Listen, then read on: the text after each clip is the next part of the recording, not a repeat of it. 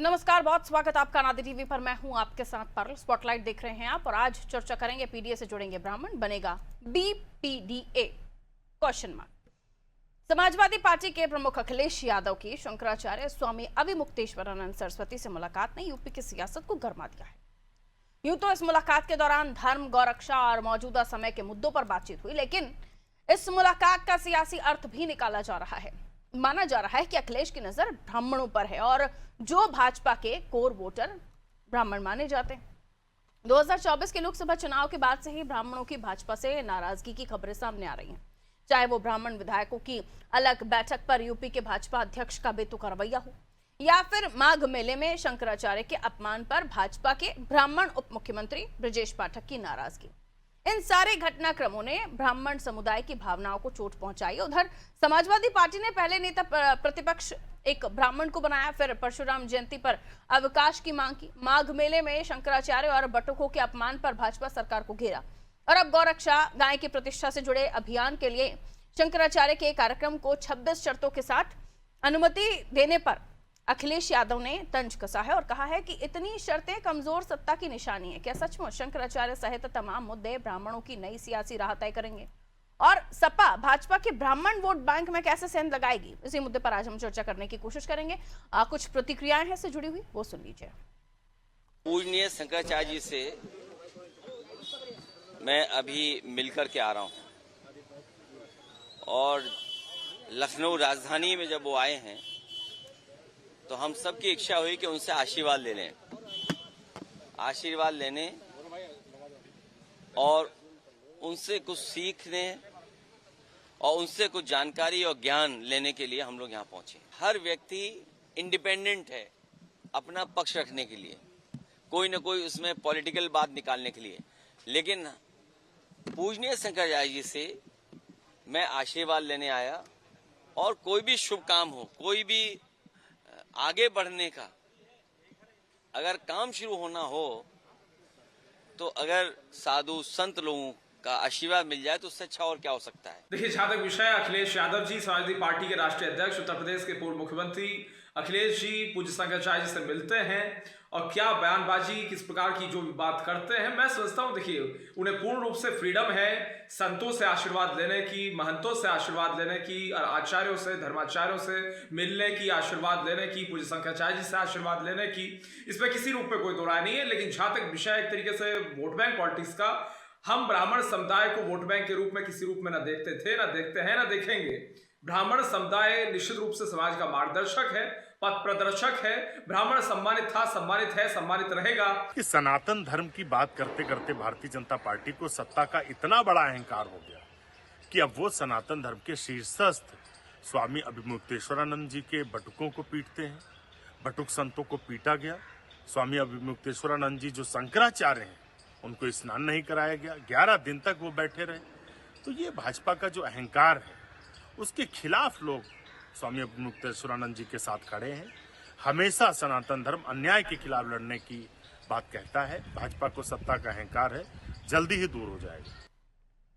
तो अखिलेश यादव और स्वामी अविमुक्तेश्वरानंद की ये मुलाकात सिर्फ धार्मिक शिष्टाचार है या फिर ये कहिए कि आने वाले समय के लिए ब्राह्मणों को रिझाने की या फिर ब्राह्मण वोटर्स में सेंध लगाने की कोशिश? थोड़ा और पहले चले जाइए तो मायावती का भी बीडी फैक्टर था, ब्राह्मण दलित फैक्टर, काफी सफलता मिली थी उनको उसमें। और अभी भी जो हालात बन रहे हैं 2024 के बाद से ऐसी कुछ घटनाएं हुई हैं जिसके बाद ऐसा लगने लगा कि ब्राह्मण थोड़े से नाराज चल रहे हैं भारतीय जनता पार्टी से। और शायद यही वजह है कि जो सनातन से जुड़े हुए और भी मुद्दे हैं उनको सीधे तौर पर विपक्ष अपने पाले में लाने की कोशिश कर रहे हैं और सीधे तौर पर हिंदुत्व से जुड़े हुए जो मुद्दे हैं वोटर्स को रिझाने की कोशिश।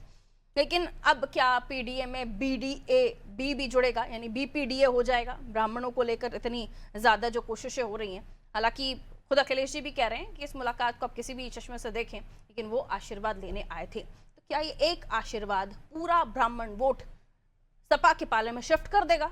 मिलियन मेहमानों से हमारे साथ चर्चा में जुड़ रहे हैं, समझने की कोशिश होनी से भारतीय जनता पार्टी से हमारे साथ रत्नेश मिश्रा जी जुड़ रहे हैं, दिखा दीजिए स्क्रीन पर। रत्नेश मिश्रा जी, बहुत स्वागत आपका। डॉक्टर निखिल खत्री जी सपा से हमारे साथ जुड़े। निखिल जी, आपका भी बहुत बहुत स्वागत करती हूँ। एचएन उपाध्याय जी कांग्रेस से हमारे साथ बने हुए हैं, आपका भी स्वागत करती हूँ।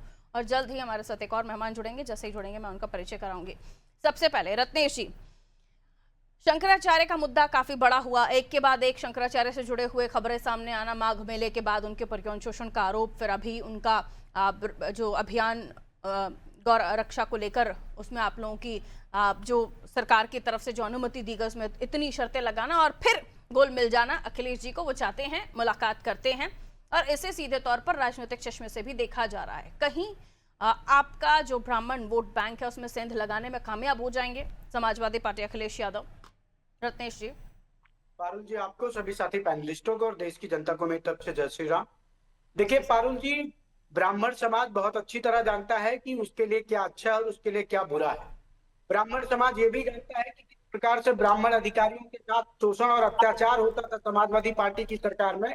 ब्राह्मण समाज ये भी जानता है कि किस प्रकार एक ब्राह्मण एसपी की हत्या समाजवादी पार्टी की सरकार में कर दी गई थी और सबको पता है कि ब्राह्मणों की हितैषी कौन है और कौन नहीं है। और ब्राह्मण प्रबुद्ध वर्ग है पारुल जी, भारतीय सामाजिक संरचना, वो बहुत अच्छी तरह जानता है कि कौन सी पार्टी देश हित के लिए और समाज हित के लिए अच्छा कार्य कर रही है, कौन सी नहीं कर रही। और जहां तक रही शंकराचार्य की बात, तो शंकराचार्य जी कोई ब्राह्मणों के ठेकेदार नहीं है। शंकराचार्य जी कोई ब्राह्मणों को गाइड नहीं करते कि आपको वोट किसको देना है। और शंकराचार्य जी की यात्रा धार्मिक थी, बिल्कुल थी, लेकिन जिस प्रकार से अखिलेश यादव उनसे लगातार मिल रहे हैं और वो अखिलेश यादव से मिलने, उससे निश्चित रूप से ये लगता है कि ये धार्मिक यात्रा ना होकर एक राजनीतिक यात्रा है जो अखिलेश यादव और उनके सहयोगी दलों, गठबंधन के दलों को लाभ पहुंचाने के लिए की जा रही है। और तीसरा बिंदु पारुल जी सबसे महत्वपूर्ण, कि अखिलेश यादव जी को आज ब्राह्मण याद आ रहा है। अखिलेश यादव जी 2012 से 2017 तक मुख्यमंत्री रहे। उनको ये बताना चाहिए था कि कितने ब्राह्मणों को उन्होंने कैबिनेट मंत्री बनाया था, कितने ब्राह्मणों को उन्होंने महत्वपूर्ण मंत्रालय दिए थे। आज के वर्तमान परिदृश्य में उनकी पार्टी में कितने राष्ट्रीय महासचिव ब्राह्मण है, उनकी पार्टी में कितने राष्ट्रीय अध्यक्ष, राष्ट्रीय उपाध्यक्ष ब्राह्मण है, उनकी पार्टी में कब क्या कोई डिप्टी सीएम ब्राह्मण बना और क्या उनकी पार्टी में कोई प्रदेश अध्यक्ष ब्राह्मण है। तो जब आप ब्राह्मणों को प्रतिनिधित्व नहीं देंगे तो आप किस मुंह से जाते हैं कि ब्राह्मण आपके साथ जाएगा। वहीं दूसरी तरफ जब हम भारतीय जनता पार्टी की बात करते हैं तो आज भारतीय जनता पार्टी में उत्तर प्रदेश में अगर देख ले तो ब्राह्मणों को संगठन में, सरकार में और केंद्र में भी देख ले तो संगठन में और सरकार में ब्राह्मणों को उचित प्रतिनिधित्व दिया है। उनके मार्गदर्शन में हमारी सरकार काम कर रही है। 2027 में भी ब्राह्मण भाजपा के साथ ही रहेगा। अखिलेश यादव जी की दाल नहीं गलने वाली। ठीक है, सुनील त्रिपाठी जी भी जुड़ गए हमारे साथ। बहुत बहुत स्वागत करते हैं सर आपका, वरिष्ठ पत्रकार हैं आप, बहुत स्वागत सर। मैं सर आपके पास आऊं उससे पहले समाजवादी पार्टी के पास चली जाती हूँ। निखिल जी हमारे साथ मौजूद हैं। निखिल जी, ऐसा लग रहा है 2027 की वेतरनी पार करने के लिए पीडीए के साथ बी की आवश्यकता बहुत ज्यादा पड़ रही है और शायद इसीलिए जो जिनकी पॉलिटिकल स्ट्रैटेजी पहले कुछ और होती थी, अब तो बदले बदले से साहब आप नजर आते हैं। सबसे पहले पारुल जी आपको और सभी पैनलिस्टों को मेरा नमस्कार। नमस्ते। अभी भारतीय जनता पार्टी के प्रवक्ता ने ये बात तो बताई नहीं कि ब्राह्मण उनकी पार्टी से क्यों दूर जा रहे हैं। वो बात कर रहे समाजवादी पार्टी के, तो समाजवादी पार्टी माननीय अखिलेश यादव जी का वो शासन था जिसमें जो भी जुर्म करता था उसको जेल जाते थे, उसको जेल भेजा जाता था। और भारतीय जनता पार्टी के राज में जो जुर्म करता है वो सरकार की साठगांठ से बाहर घूमता है। और दूसरी बात, कहीं ना कहीं हमें ये देखना चाहिए कि कैसे समय समय पर भारतीय जनता पार्टी ब्राह्मणों को कैसे अपमानित कर रही है, वो बात बिल्कुल सामने आ जानी चाहिए। ब्राह्मणों को भारतीय जनता पार्टी अपना एक ऐसा कोर वोट बैंक मानती है, इस कारण पारुल जी वो उनको सम्मान नहीं दे पा रही है, वो उनमें फूट डाल रही है। और जो हमारे लीडरों का पोजीशन है श्री माता प्रसाद पांडे जी, वो ब्राह्मण समाज से है, और हमारे पवन पांडे जी पूर्व कैबिनेट मंत्री थे, वो ब्राह्मण समाज से थे।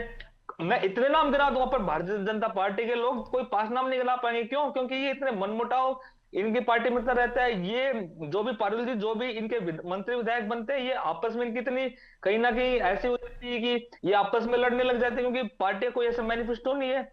और दूसरी बात, अभी तक भारतीय जनता पार्टी कोई नेता स्वामी जी से मिलने नहीं गया। क्यों मिलने जाएगा? क्योंकि स्वामी जी की खाली प्रमुखता से यही मांगा कि कैसे गौ माता हमारी राष्ट्रमाता बने, इसलिए माननीय अखिलेश यादव जी उनसे मिलने का, और माननीय अखिलेश यादव जी ने उनका जो फ्लैग था राष्ट्र गौ माता को राष्ट्रीय पशु आप घोषित करो, उसके लिए माननीय अखिलेश यादव जी ने उनका फ्लैग अपने हाथ में पकड़ा। अभी तक भारतीय जनता पार्टी का एक भी मंत्री विधायक वहां पर नहीं गया, उसने अभी तक वो फ्लैग अपने हाथ में लिया। क्योंकि ये क्यों लेंगे? क्योंकि इन्हें पता है सबसे ज्यादा तो ये गाय ये कटवाते हैं, सबसे ज्यादा और गायों का और नरसंहार ये भारतीय जनता पार्टी वाले लोग करवाते हैं, तो कहीं ना कहीं बात तो सोचना चाहिए। और कम से कम पारुल जी, योगी सरकार कम से कम ये तो सोचे करो, स्वामी अभिमुक्तेश्वरानंद जी को स्वामी नहीं मानती है, तो वो उनकी मानसिकता होती है। क्योंकि योगियों में एक बड़ा गुट होता है कि कैसे हम सबसे बड़े हैं, ये योगी आदित्यनाथ जी मानते हैं। पर जो उनकी जो मांग है ठीक कि है। कैसे गाय हमारी राष्ट्रमाता बने, इस पर भारतीय जनता पार्टी उनसे नहीं सांठगांठ कर पा रही। क्यों नहीं कर पा रही? क्योंकि उन्हें पता है कि अगर ये उन्होंने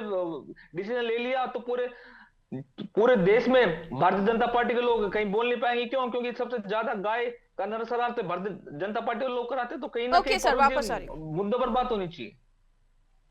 ठीक है, मैं आ रही हूं। उपाध्याय जी, उत्तर प्रदेश में ब्राह्मण कभी कांग्रेस का भी कोर वोटर हुआ करता था, लेकिन एक समय आया जब मंडल कमीशन लागू करने की बात हुई, स्थितियां बिल्कुल विपरीत चली गई कांग्रेस के। अभी भी कांग्रेस की तरफ से ऐसा कुछ लग नहीं रहा कि आप लोगों को कोई वोट परसेंटेज में ब्राह्मणों की आवश्यकता है या ब्राह्मण वोट बैंक बढ़ाना है? कोई भी प्रयास तो नहीं दिख रहा आप लोगों का। देखिए, कांग्रेस पार्टी से तो सभी समाज के लोग जुड़े रहे हैं, ठीक है, ब्राह्मण ज्यादा तक जुड़ा रहा। तो उत्तर प्रदेश में 6 मुख्यमंत्री ब्राह्मण कांग्रेस पार्टी ने ही बनाई थी। गोविंद बल्लभ पंत से लेके 7 ब्राह्मण दिया है कांग्रेस ने, पंड्या जी 7 ब्राह्मण। आ रही हूँ सर। हाँ 7, ठीक है। और ये 4 मुख्यमंत्री इनके हुए और ब्राह्मण समुदाय 12% की आबादी है। और ब्राह्मणों का ज्यादातर वोट, क्योंकि वो वोकल होता है, वो तो एक के साथ 10 वोट भी प्रभावित करता है। समझ लीजिए, इनकी सरकार इस तरीके से बना रही थी, तो इन्होंने बदले में क्या दिया? शंकराचार्य का अपमान किया इन्होंने। शंकराचार्य बटुक जो होते हैं, ज्यादातर ब्राह्मण ही होते हैं, क्या सभी लगभग होते हैं, उनको सड़कों पर खींच के मारा गया। आप बताइए, मुख्यमंत्री जी के समाज के विधायक दूसरी पार्टी से अगर हैं तो वो उनके समाज के होने के नाते उनके साथ चले आ रहे हैं। तो आपकी हेडलाइन तो ये होनी चाहिए थी कि उत्तर प्रदेश में भारतीय जनता पार्टी से ब्राह्मण जो है पलायन करने के लिए तैयार है। आप अब कहीं जाएंगे तो कहीं ना कहीं जुड़ेंगे ही ना, चाहे कांग्रेस पार्टी जुड़े, चाहे इंडिया गठबंधन से ठीक है जुड़े। कांग्रेस का तो वोट बैंक रहा ही है, 75-70 साल के ऊपर की पीढ़ी अभी भी उसी मानसिकता से है, हर परिवार में 1-2 लोग हैं। तो कांग्रेस से जुड़ने में उनको कोई दिक्कत नहीं है, ठीक है। आप मंडल की बात न करें, उसके पहले जो राम मंदिर का आंदोलन चला था और बीजेपी 2022 में ब्राह्मण वोट बैंक आपके पास 2% था सर, 2% वोट बैंक था। नहीं सुनिए, और आप कह रहे हैं हमेशा जुड़ा रहा है। मंडल कमीशन के बाद जो ब्राह्मण वोटर आपका खसका, आप लोगों ने प्रयास ही नहीं किया दोबारा उसे लाने के लिए, इसे स्वीकार क्यों नहीं कर रहे हैं? सुनिए मैडम जी, मंडल कमीशन के पहले ही जो शिलान्यास को लेकर आरएसएस आदि ने भ्रम फैलाया ना, उसके तरह चूंकि ब्राह्मण जो है हिंदू धर्म के प्रति ज्यादा अपने को अगुआ मानता है, उससे वो नाराज हो गया था। ये आरएसएस और बीजेपी के कुचक्र में अब ब्राह्मण समझ चुका है कि ये किसी के नहीं है, न ब्राह्मणों के हैं न गाय के हैं। ठीक है, गाय का शोषण करते हैं और ब्राह्मणों का भी शोषण करते हैं। मेरे सवाल का जवाब आपने नहीं दिया। क्या सारी एक्सरसाइज सपा नहीं करनी है गठबंधन में, या कांग्रेस भी अपने वजूद को बचाने के लिए ब्राह्मण वोटर्स को जुटाने के लिए कुछ करेगी? ये सवाल था मेरा, आपने सारी बात कह दी, इस पर जवाब नहीं दिया। ठीक है, ब्लॉक अगली बारी में दीजिएगा इसका जवाब। त्रिपाठी जी इन कर रही हूँ अब आपको। ओके रुकिए, अपनी जब सवाल पूछूं तो तब जवाब ना दीजिए, अभी आप सारी बातें कह लीजिए दूसरे के बारे में, रुक जाइए अभी। हाँ अभी जवाब संभाल के रखिए, लौटूंगी अगली बारी में, बोलिएगा। त्रिपाठी जी का ऑडियो दीजिए। त्रिपाठी जी, ब्राह्मण वोटर्स कितना महत्वपूर्ण है ये हम सभी जानते हैं, कितनी ज्यादा सीटों पर वो अपना प्रभाव रखता है, किसी से छुपा नहीं है। उत्तर प्रदेश में 2027 की वैतरणी पार करने के लिए अखिलेश यादव जी क्या ये प्रयास कर रहे हैं? ये उनका जो आशीर्वाद लेने की कोशिश है, ये ब्राह्मण वोटर से आशीर्वाद लेने की कोशिश है, ये चुनावी ढोंग लग रहा है जैसे कि बीजेपी आरोप लगा रही है, या आप मानते हैं इससे कुछ हासिल होगा भी या नहीं होगा? नुकसान है क्या बीजेपी को? जी देखिए पारुल जी, ब्राह्मण समाज प्रबुद्ध समाज है और हर समाज के लिए ब्राह्मण खड़ा रहता है, चाहे वो दलित हो चाहे शोषित हो। जिस तरह से आज ब्राह्मण समाज को हाशिए पे लाया जा रहा है, ये बहुत ही दुखद है। ये समाज दलितों के साथ, वंचितों के साथ, सबके साथ खड़ा रहता है, इसलिए इस समाज के लोग भी इसके साथ खड़े रहते हैं। इस समाज की देन है, जब तक कांग्रेस में इंदिरा जी का नेतृत्व रहा, राजीव जी का नेतृत्व रहा, कांग्रेस में सम्मान रहा, ब्राह्मण रहा, सत्ता में रही। उसके बाद मुलायम सिंह जी ने इस वर्ग को साधने प्रयास किया और आते आते उन्होंने परशुराम जयंती की छुट्टी करके एक संदेश दिया ब्राह्मणों के लिए कि ब्राह्मण हमारे लिए पूज्य, और उनके कार्यकाल में सबसे ज्यादा मुख्य सचिव ब्राह्मण रखे गए। आप भी वरिष्ठ एंकर है, आप भी देखिए, मैंने भी देखा है। अखिलेश जी ने थोड़ा सा ब्राह्मणों को किनारा किया 12 के बाद से और आज तक देख लीजिए क्या हाल है। किसी भी पार्टी में जब बुद्धिजीवी वर्ग रहेगा तो देश कौन चलाता है? देश बुद्धिजीवी वर्ग ही चलाता है, वो चाहे किसी वर्ग से आता हो, जो शिक्षित है, पढ़ा लिखा बुद्धिमान है, देश वही चलाता है। भाजपा में जिस तरह से ब्राह्मणों ने सोचा था कि हमारी अपनी पार्टी है, हमारा सम्मान मिलेगा, भाजपा ने तो अपनी ताबूत कील ठोक दी है। मेरी समझ से रत्नेश मिश्रा जी हमारे छोटे भाई बैठे हैं, मैं एक व्यक्ति बात नहीं कर रहा हूं, पूरा समाज इतनी गालियां सोशल मीडिया से लेकर के सड़कों ब्राह्मण समाज आ रहा है।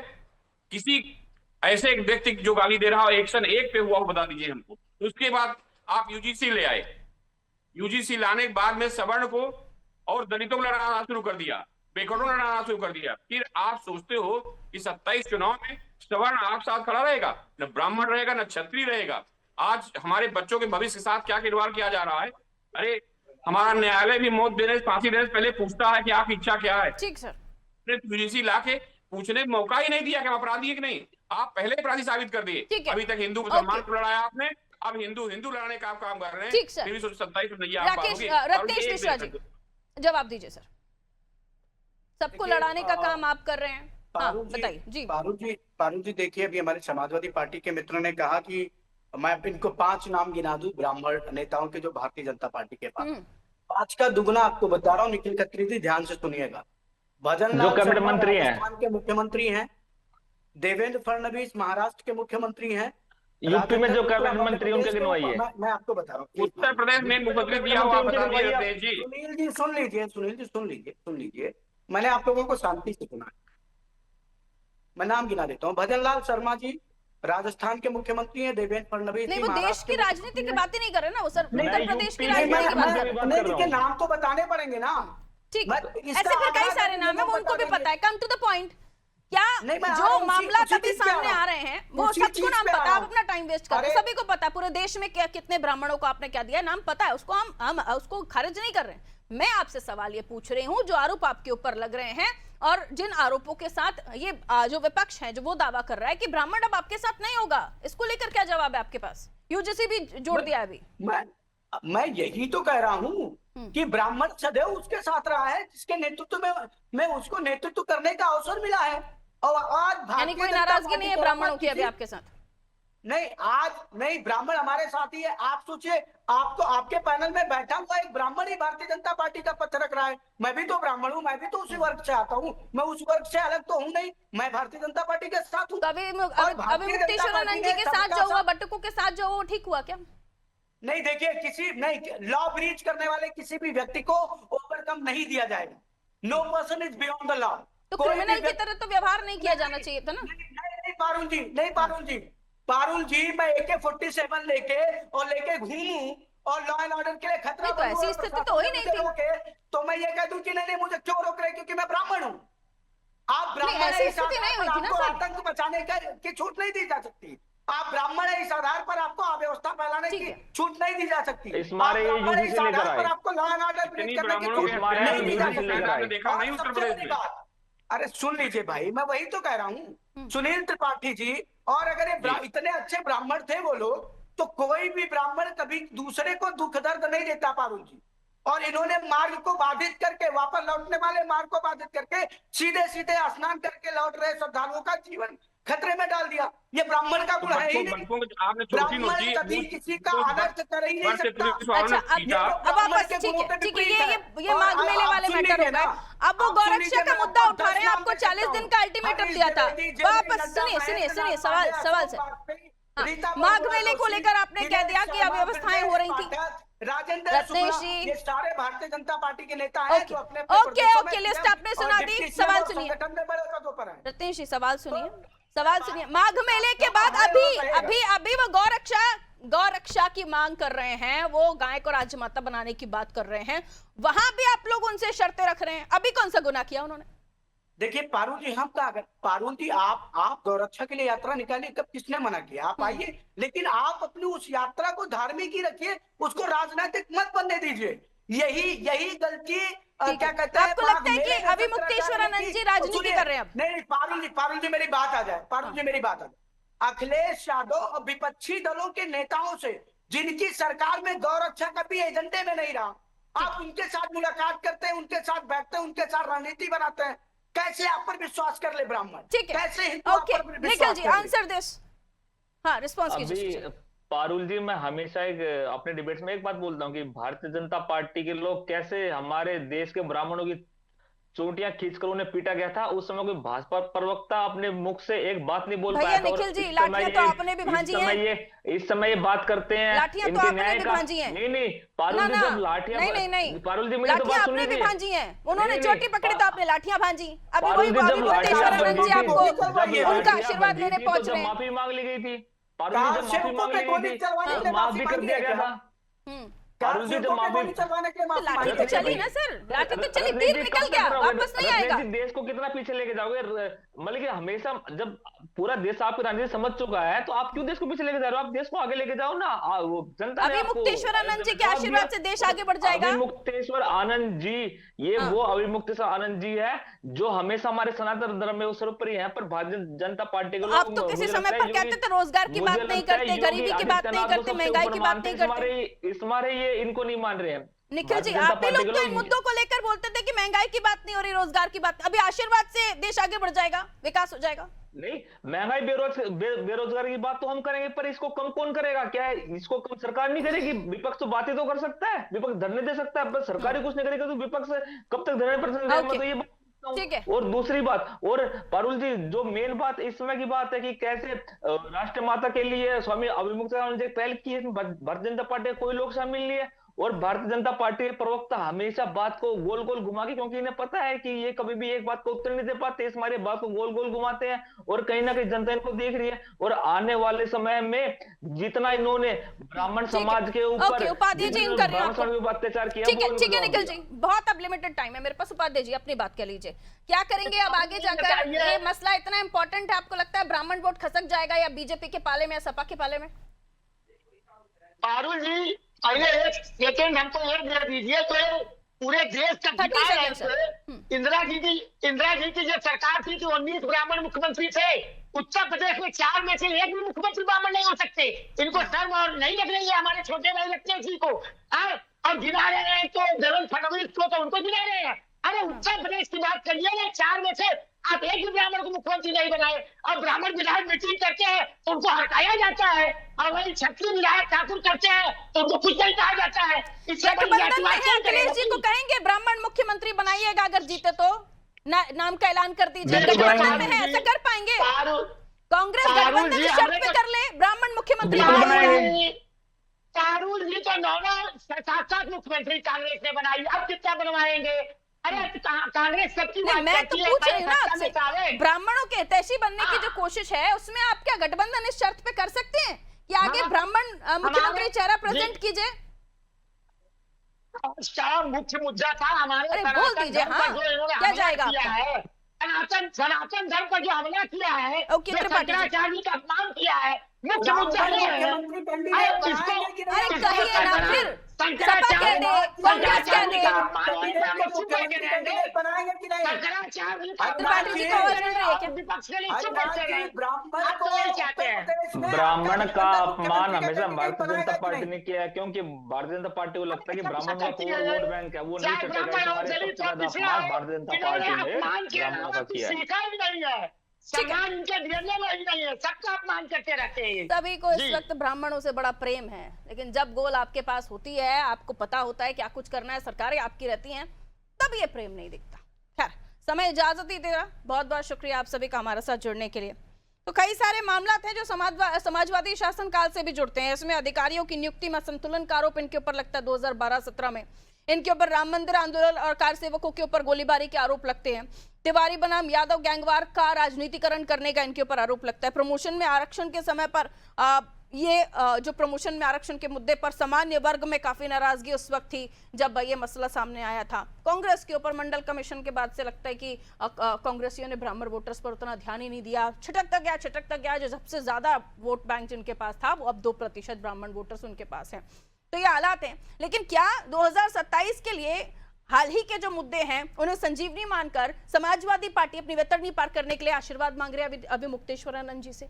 और ये आशीर्वाद क्या वाकई 12% वोटर्स का मिल जाएगा उनको आने वाले समय के लिए? जो पार्टियां ये कहती हुई नजर आती थी कि महंगाई के मुद्दे पर बात नहीं हो रही, बेरोजगारी के मुद्दे पर बात नहीं हो रही, देश के विकास के ऊपर बात नहीं हो रही, अब वो पार्टियां कह रही हैं कि हम आशीर्वाद लेने गए थे। अब कोई मुद्दा नहीं है जो उन्हें लगे। यही ऐसे मुद्दे हो गए हैं जिनसे राज्य का विकास होगा या राज्य में वोट बैंक बढ़ सकता है। जनता का साथ उन्हें इन मामलों से ही चाहिए, अब ऐसा प्रतीत होने लगा है। तो 2027 के लिए लड़ाई ओपन हो चुकी है। अब देखना होगा ये मुद्दा कितना आगे और जाता है। दीजिए इजाजत, नमस्ते।